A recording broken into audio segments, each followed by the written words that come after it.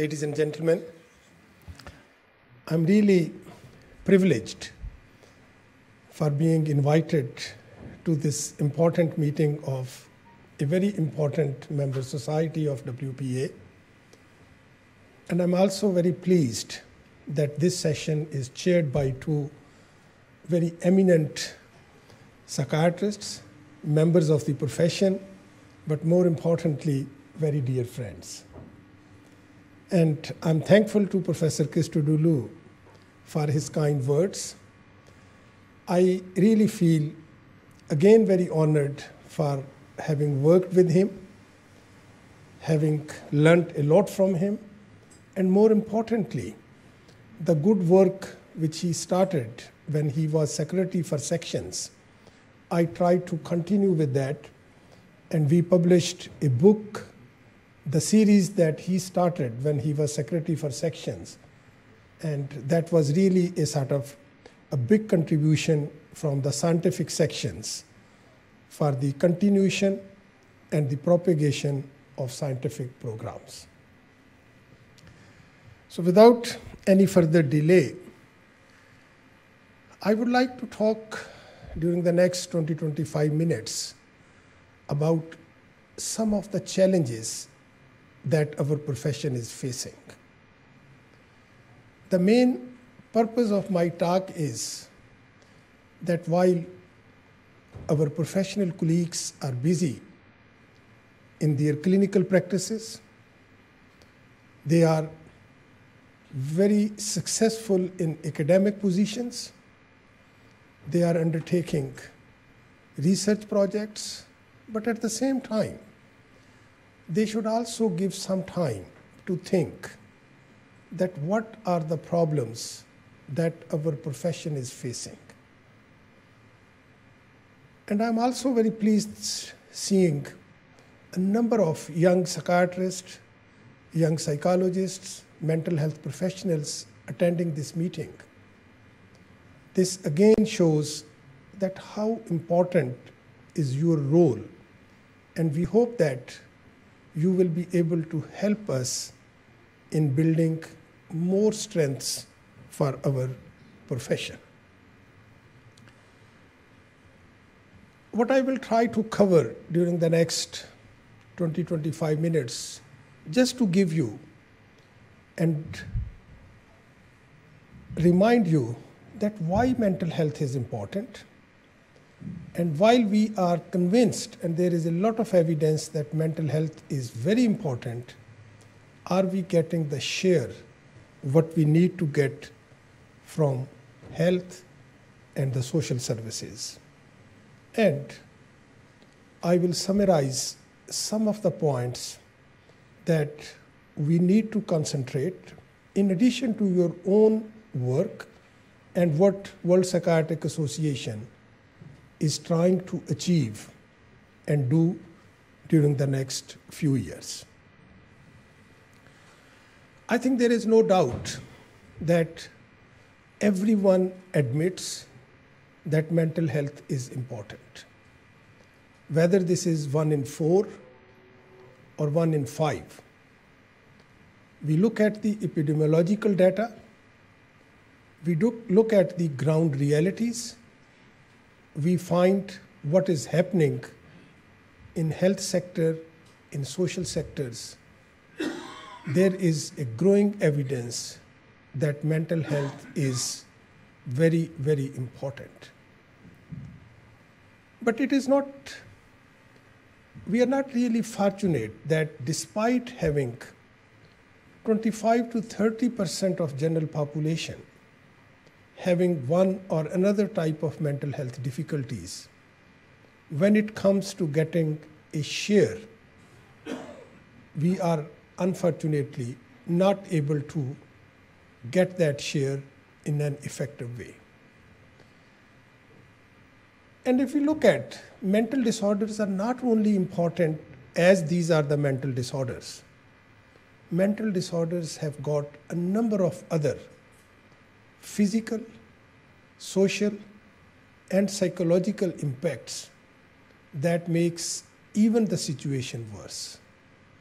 Mental disorders can delay the seeking and reducing the likelihood of detection or diagnosis of not only mental disorders, but also the physical disorders. We know that, unfortunately, our patients die early as compared to the general population. Is it because of their quality of life, because of the comorbidities, or because of the deprivations they experience? But the result is that our patients are not advantaged. And then look at the suicide, look at the other impacts of mental illnesses that pose more challenges. But having said this, do we get enough attention? Do we get the attention of the policymakers and our other colleagues? So the fact remains that despite 25 to 30% of global population has got some mental health problems, yet more than 2/3 of people with mental illnesses receive no treatment. And this undertreatment not only occurs in low and middle income countries, but even the developed countries have got the similar problem. So looking at the problems, we have got many challenges, but at the same time, these challenges give us some opportunities to think, to reflect, and to make some plans that how can we effectively play our part in the well-being and the welfare of our patients. So what I will try to cover, that some of these challenges are facts, some are myths, and some are misconceptions. As a professional, this is our duty to really come forward and clarify those myths and face those challenges with some positive and productive planning. So let's start with the first challenge. Mental health, from a conceptual point of view, is mostly linked to the mental illness. When somebody speaks about mental health, immediately people start talking about mental illnesses. But there is a big gap that we are missing, and that is the positive mental health or mental well-being. So what does this mean? This means that we, the mental health professionals, should not only work and concentrate on mental illnesses, but we should also face the challenge of promoting mental well-being and positive mental health.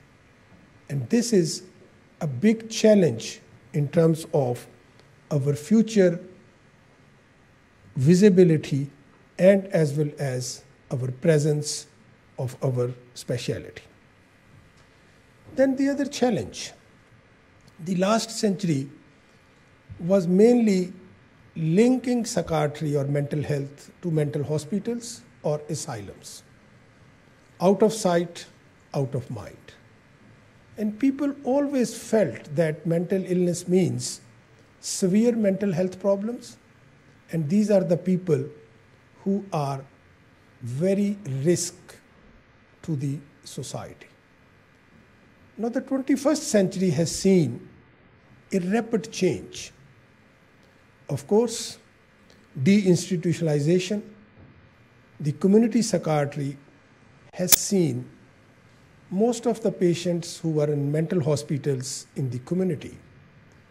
And we still continue with a small population that could be dangerous to the society and that may need some specialized treatments. But 21st century has seen a growing majority of those people who are not risk to the society, but they are risks to themselves.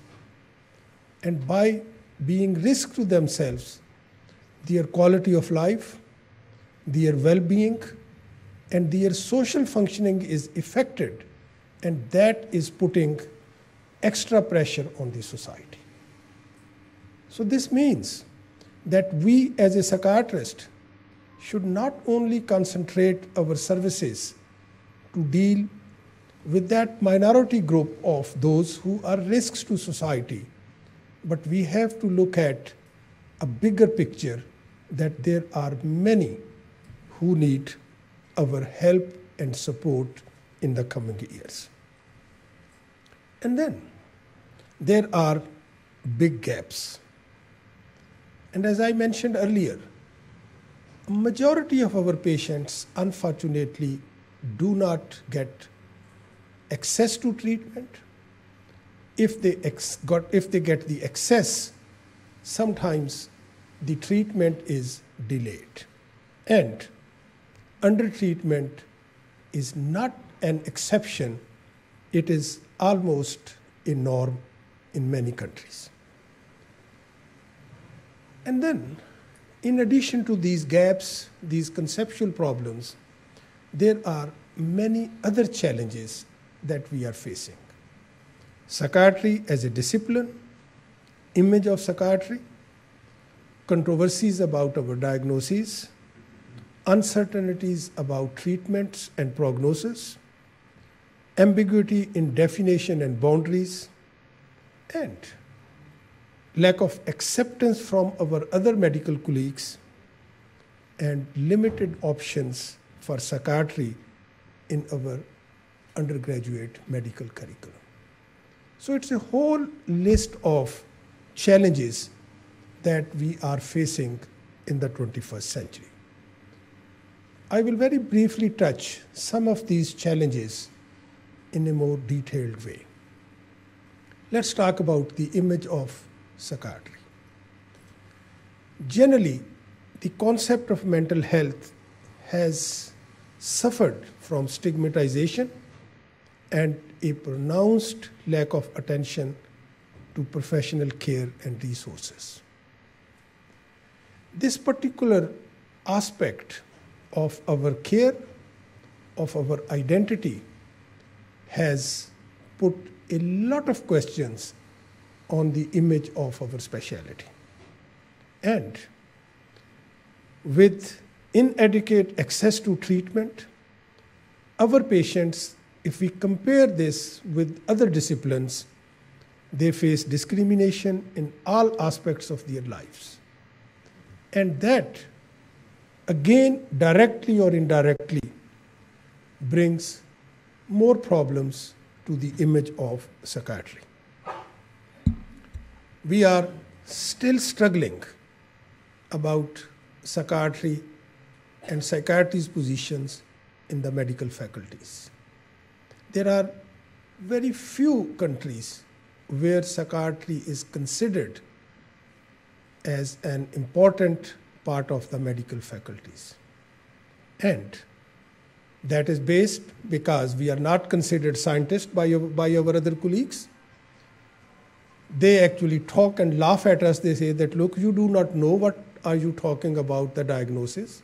You are not clear about the treatment of many of the illnesses. And we also have got a number of internal divisions. Some of us firmly believe that all illnesses are related to the biological reasons. Some think that this is more psychological. So this ambiguity is actually affecting our image and bringing a very big challenge to our profession. And then this negative image of psychiatry and psychiatrists, that actually cause further difficulties. There is unjustified prejudice of the general public, mass media, and healthcare professionals about our patients, about our specialty. And we have to unfortunately face and cope with both external and internal concerns. Many of our professional organizations have done a lot of work to point out that what are the issues that are affecting the image of psychiatry, but are we trying to correct those problems, face those difficulties with some positive outcomes? And then another interesting thing, there is no anti-cardiology, there is no anti-diabetology, but we are very unique. We have got an anti-psychiatry movement. I'm sure many of you who have attended world congresses, sometimes you will find less professionals sitting in the halls and more people raising slogans outside the halls. So what does this mean? This means that we have not been able to bring our patients on board. We have not been able to convince the families and the carers that we do care for our patients. I feel this is a big challenge to our profession. And this is the time that we need to find out where and what is going wrong in terms of having this particular gap. Then, looking from another wider aspect, this is a century of citizenship. People talk about social justice. Everyone speaks about human rights. But what does this mean to us? What does this mean to our specialty? You ask someone, what does citizenship mean? Most of the answers we will get that citizenship means dignity, respect, independence, and well-being. But what about mentally ill? Do they have human dignity? Do they have human rights? Do they have quality of life? So this is also another reflection on our profession, that we as custodian of this profession have not been able to raise the voice for our patients in a more effective way. Interestingly, this is a quote from a keynote address by the United Nations High Commissioner for Human Rights. And she has said that when you are talking about the human rights of the mentally ill, of course there are so many violations, but activities in the field of mental health may themselves violate human rights. So the onus is coming to us as well, that we have not been able to respect the dignity and the well-being of our patients in a way that we need to do that. Moving to the treatment gaps. Of course, physical illnesses are important, and I don't want to undermine the importance of the treatment of physical illnesses. But let's try to see if we compare physical disorders treatment with the treatment of mental disorders, you will find a very, very big gap. And this gap, again, is not only in low and middle income countries, even developed countries have got a bigger gap. There was a very interesting review published in the Royal College of Psychiatrists a few years ago, and that looked at treatment prevalences in high-income countries and treatment prevalences in low-income countries. And this was a clear message to everyone that when it comes to diabetes, heart disease, asthma, there is a likelihood of getting more treatment even though their prevalence and their incidence may be less as compared to many of the mental health problems. And when you look at our diseases, our illnesses, there is a big gap. And of course, when you move from developed world to the low income or middle income countries, this gap even widens and makes things very difficult. And of course, this gap is dependent on the human and the financial resources. I'm sure that you have seen these slides and this information from many of the WHO publications like WHO Atlas, that when we talk about the availability of psychiatrists, psychologists, social workers, psychiatric nurses, we are very much low in terms of the number. But I think one thing which is we are not propagating, that is that are we getting the budget as per our needs?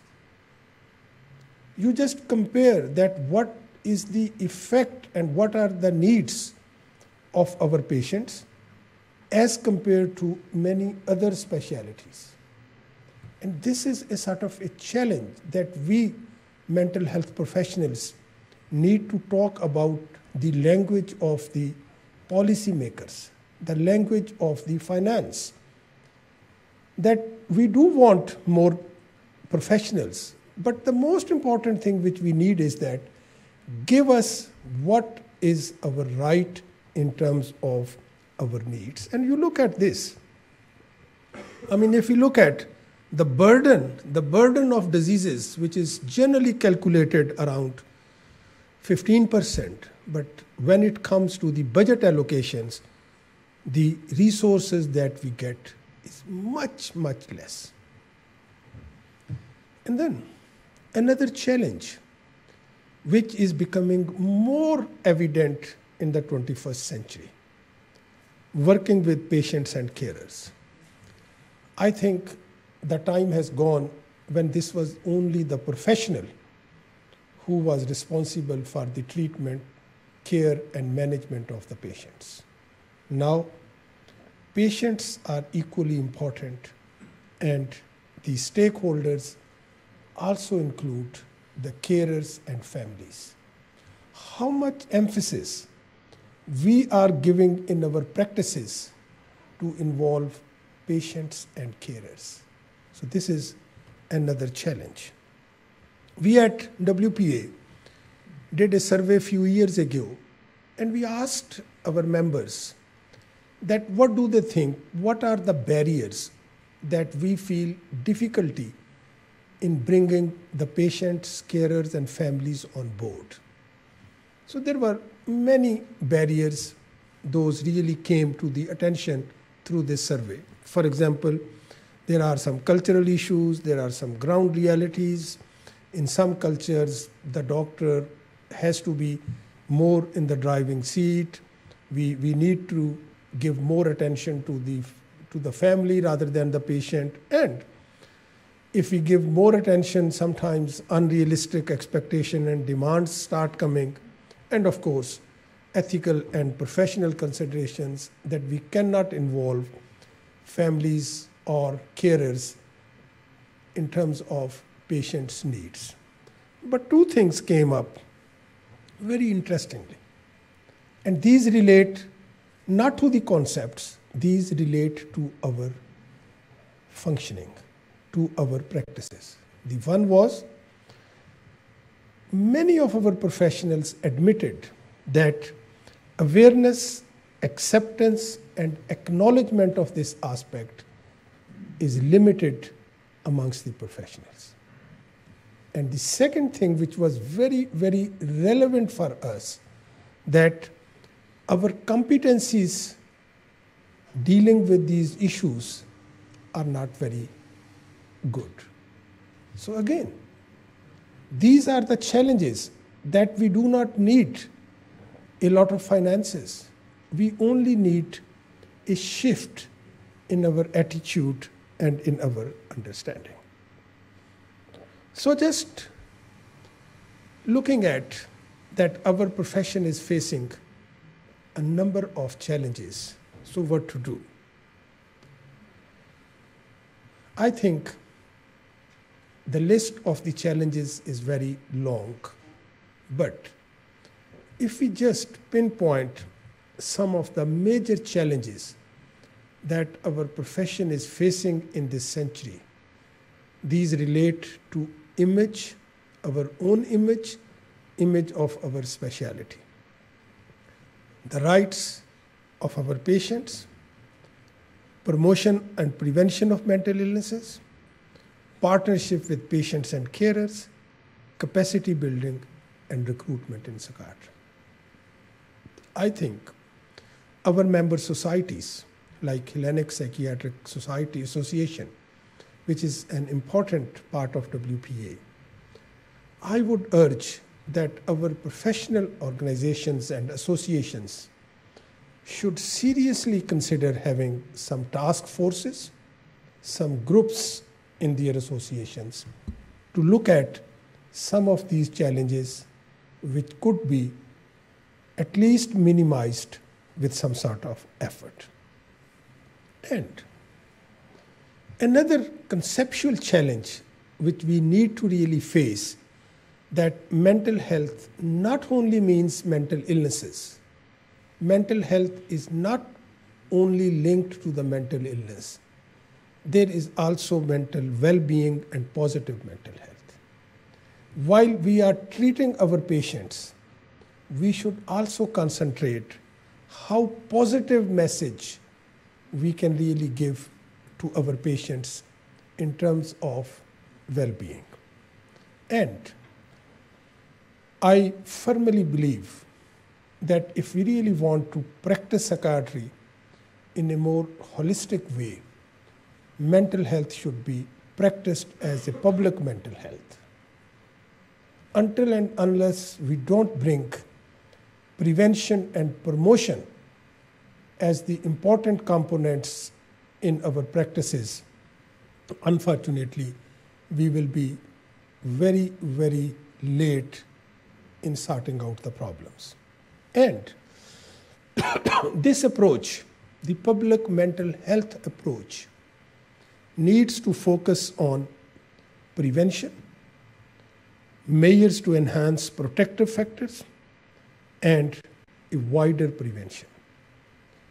There is now ample evidence showing that if you try to promote and prevent illnesses during the early years of life, and you spend, for example, $1 or €1 in the school mental health, you will save at least €10 of treating the children who will be at risk for psychosocial adversities. I think this should be an important component of our practices. And capacity building.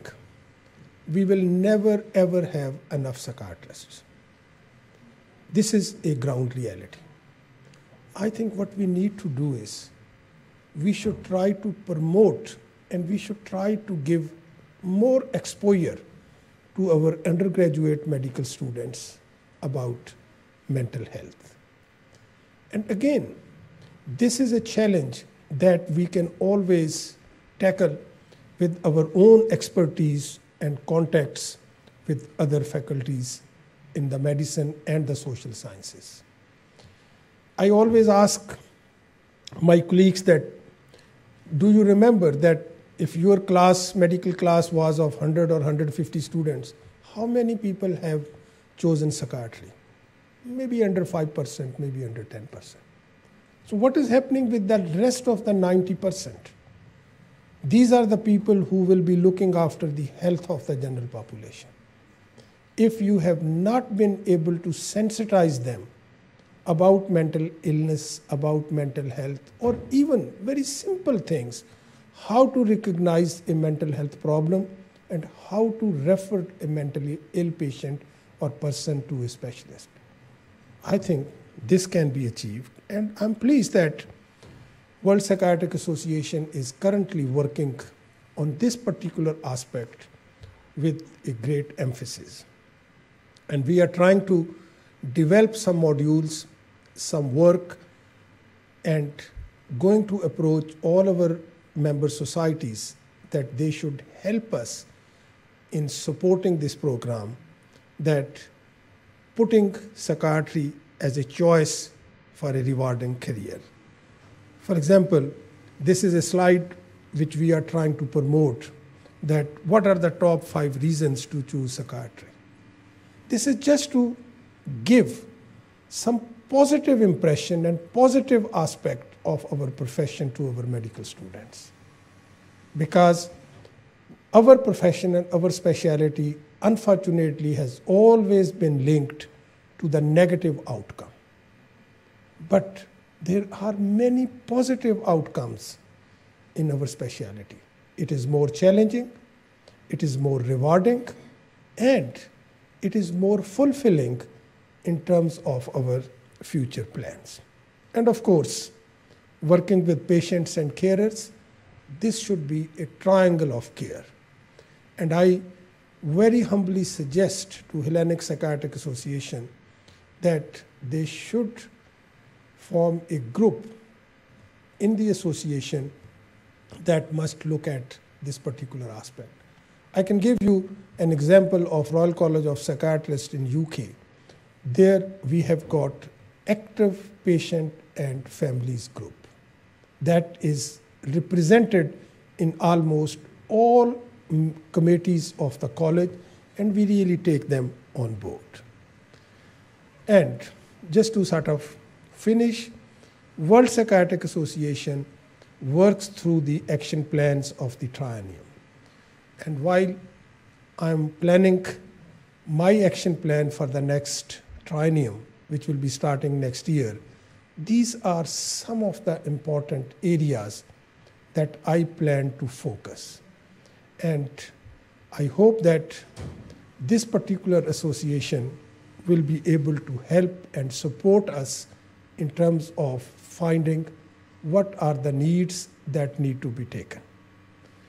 I particularly want to emphasize on this action plan focusing at 0 to 25 years of age. 70% of illnesses start before the age of 25. I think we have to give this particular aspect more importance, specifically looking at prevention, promotion, increasing awareness, and increasing recognition of early signs that could be prevented, that could be helped, and that will certainly minimize the gaps and the impacts of the mental health problems in the future. So to summarize, mental health continues to be a leading cause of disability, and with particular impact on the young people. You talk about disability, you talk about impairments, you talk about handicaps. Our illnesses are highly linked to all of these aspects. And from all the current challenges, until and unless we are not going to improve the status of mental health, we will not be able to improve the mental health services. So the image of psychiatry, image of mental health, image of mental health professionals is the most important challenge that we need to face. And we should be very clear what we are asking from the government, from the states, from the society. We should not say that, look, we need more hospitals or we need more professionals. We should argue that the changes in the services should be based on the needs. Mental health needs to be evaluated on evidence, not on perception. And the changes in the policies should be based on the burden of diseases. And of course, with other things, bringing the public mental health model, increasing the training facilities, and speaking with the patient and carers will be the additional aspects. So the key message for the society should be that we need changes in attitude and changes in behavior. This is a slide I have taken from Rethink, an NGO working in Britain. It's a beautiful message. I think this is a message that we need to really pass on. When your car breaks down, you can get help within 60 minutes. What happens when your mind breaks down? This is the message we need to really put it towards our society and our things. For the policymakers, we should say that, look, we not only need sufficient resources, we need equitable distribution of resources. In most of the countries in the world, the resources are only focused in the big cities, leaving a big gap for our rural and the population not sitting in big cities. And last but not the least, the message for psychiatrists, I would suggest that we should start concentrating more on improving our image. We should be engaging with other professionals and families and try to give empowerment to our patients and supporting for their rights. And I will finish with my presentation with a quote from one of the past presidents of World Psychiatric Association, Professor Mario Maio. And he wrote in the World Psychiatry that if psychiatry is in a crisis, this is, in his views, a developmental crisis. Our future is in our hands, more than in those of our clients or of politicians. Let's stop blaming ourselves. Let's stop minimizing the impact of our specialty, and let's stop struggling with each other. And let's work together to upgrade the reality and the image of our profession. Thank you very much.